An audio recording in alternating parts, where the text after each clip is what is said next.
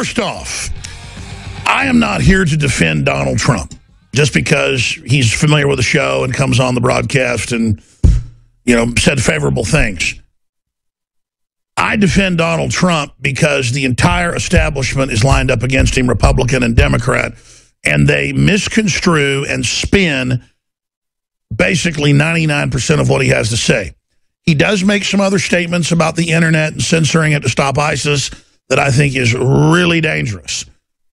But when he made statements about bringing refugees in a few months ago, I and others said it was horrible. He got educated on it and changed his view. Now, if he continues to push this internet censorship stuff, I'll have a big problem. But separate from that, who do we have on the other side? Bernie Sanders, Hillary Clinton, and then the Republican side with Lindsey Graham calling him a hate-filled bigot and that he's not qualified to run for president when he doesn't even show up in the single digits hardly.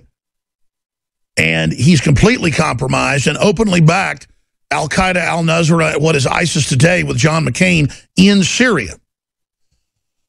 So he is one of the main culprits of this. We wrote a big story about it yesterday. WorldNet Daily is reporting on it as well today. Kill Trump. Enraged left calls for assassination. Critics demand death for GOP frontrunner after Muslim remarks. And all Trump said was, if we can't vet these people and Congress won't do their job and they're letting people come in mass, we've got to shut it down for a little while until we figure out what's going on. They've had many cases of health departments with the water supply with a deadly fungus or another poison in it, and they just shut the water off. If it's a bacteria or something, they say boil your water, it can make you sick. But when it's deadly poison, they shut it off. Now, maybe 1/10 of 1 millionth of a percent is the fungus. They've had this happen a bunch the last few years, killing a lot of people in Ohio and West Virginia and California. You see it in the news. Hundreds sick, dozens dead.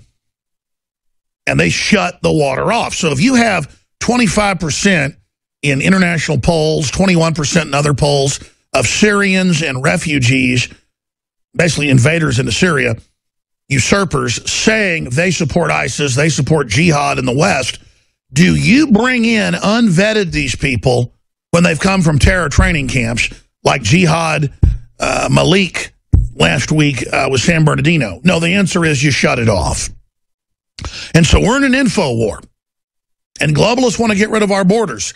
Well, Front Page Magazine has an article. We've copied the whole thing so it gets out to even more people up on Infowars.com. Carter banned Iranians from coming to the U.S. during hostage crisis. Trump is just like Hitler or Jimmy Carter. And that's their sarcastic headline. Fine. They're the ones that pointed this out. Good job, Front Page Magazine.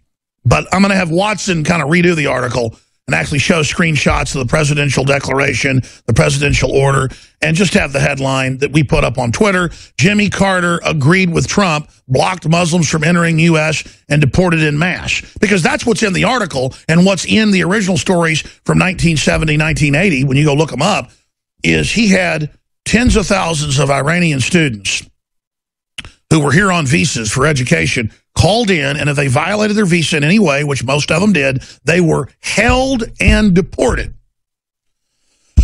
Now, let's be clear. What Trump is saying is what any other country in history would do. If you came here from Italy, or you came here from Japan, or you came here from Africa, 100 years ago, you came here from Mexico, if you came in through Ellis Island, they kept you there 3 months. To check the international most wanted list, to write letters back to the country where you came from to check on you, to see if you're a wanted person, and to check to see if you have diseases like the plague, tuberculosis, the list goes on and on. So this idea that, oh, you get here, we don't even check your ID or find out who you are, or you're chopping the head off of Lady Liberty. That's the cartoon they've had going around of Donald Trump. Is Donald Trump on the cover of New York Daily News cutting the head off of the Statue of Liberty. The same New York Daily News, of course, 2 days ago said that Christians, particularly one Christian who was vocal about his faith, basically deserved to die and were bigoted terrorists and is not listed amongst the dead, but listed with the shooters. There's the headline. New York Daily News cover shows Donald Trump beheading Statue of Liberty. So it is fitting the Statue of Liberty was to be a woman in a headdress, in a burqa, a full burqa, not just a hijab or hijab or however you pronounce it, entering the Nile River there at Cairo. That is what it was built to be. It's why folks point out that it looks manly, because it was meant to be unisex, because originally the face was to be covered. So there you have it.